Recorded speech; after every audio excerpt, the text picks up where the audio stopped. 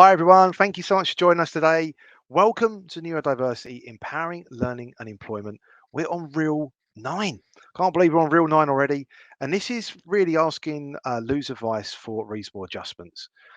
This is a total collaboration between Cognassist and FE News. So my name is Gavin O'Meara from FE News, and I'm joined by Dr. Louise Karwowski. And we've built, haven't we, on tried to live by our values, to chunk up the information and build around how we can support learners, but also employers with their employees.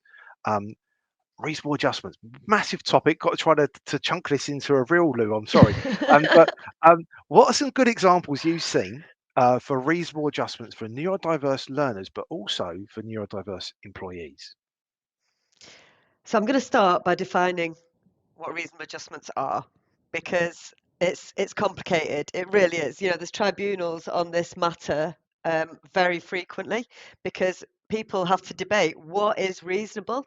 So under the Equality Act 2010, reasonable adjustments are defined as the means taken to reduce or remove a substantial disadvantage that a person may face due to their disability. And as we learned in a previous episode, neurodiversity sits under this umbrella of disability, whether or not the individual considers themselves as disabled. Okay. What makes an adjustment reasonable? There's debates around this all the time. There's no set definition. So it'd be really easy to actually consider three things to make this more simple. Okay, so will the adjustment remove or reduce the disadvantage for that person?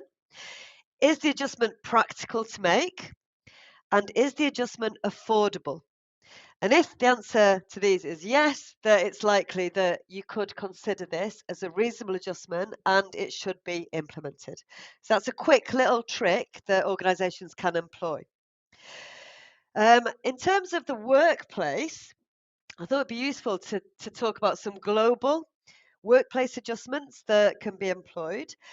So these are adjustments that you should already have in place or be looking to implement to ensure that you are inclusive across the organisation for all your employees. So you could look at flexible working practices.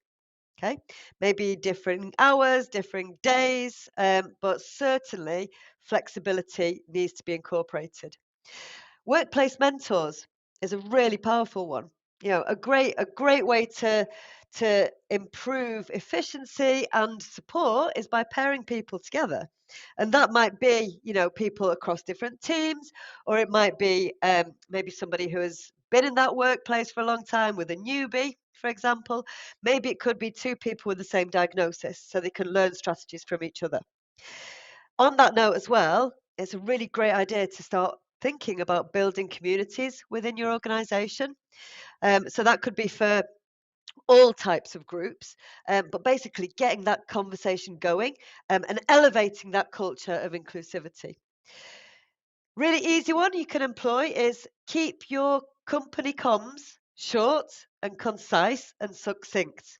So similar to what we have been doing today, Gavin, and throughout the last couple of months, we're keeping information really chunked up and more easy to remember and digest. Consider your lighting. The worst thing is awful, isn't it, when you walk into a building and everything is brightly lit, because that really doesn't sit well with everyone for a sustained amount of time. So have the ability to have, if you don't have dimmer lights, then have different rooms with different lighting and lamps and lots of natural lighting where possible. Sound. Consider sound. Sound can be overstimulating for a lot of neurodiversities. So provide things like noise cancelling headphones as a matter of course for anybody who needs it. This is a really cheap and simple technique to solve that. Thinking about assistive technology now, it's so powerful, assistive technology, and it's not a rarity nowadays, and it's not expensive. Look at a standard mobile phone. You get lots of free apps nowadays that support your access to information in different ways. Text to speech, for example.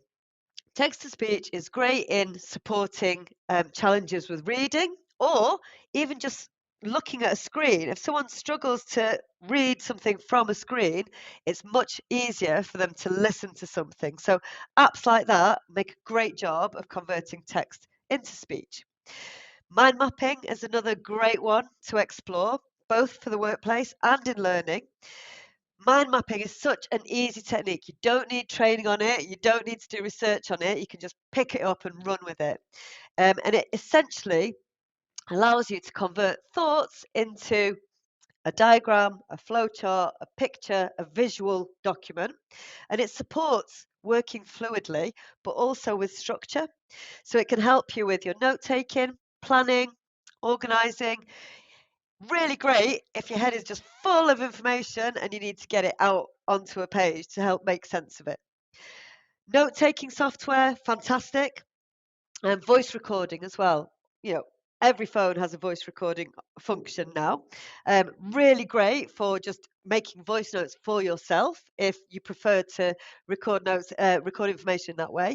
But also, if you're maybe listening to a lecture and you know it's a lot of verbal information that you want to capture because you're not going to remember it, just set your phone to do it. There's also, if you're a training provider, you might want to look at the Reasonable Adjustments Guidance and Matrix that is on the Institute for Apprenticeships website, which provides guidance for educator providers and endpoint assessment organisations as well. There's plenty of information out there on this topic, so go looking for it. That's great, Lou. Thank you so much. And I think even going back to those initial sort of free that you gave for advice, I think is really really cool for people just to start. Yeah. You know, I think the most important thing here is just to explore and start, isn't it? We've got to be able to support as many people as possible, and the benefits we've seen previous reels got rolling right back is around those Yeah. diverse teams, you know, and having different ways of being really productive from an employer perspective. I think it'd be something to be really interesting for people to explore. So thank you for joining us for Reel 9. Next week is Reel 10, and we're going to do a bit of reflection as to what people have fed back on previous reels for over the last 9, which will then be 10 weeks. And we're also going to do potentially a bonus neurodiversity empowering learner and employment, where we can do a little bit of time with you able to ask questions with Lou, because we've had feedback. People have been really enjoying these reels and keeping it nice and chunky, but how can we also maybe unpack those so as we can make it so as everything is deliverable. So thank you so much for joining us for Reel 9. We'll see you next week, and thanks for joining us.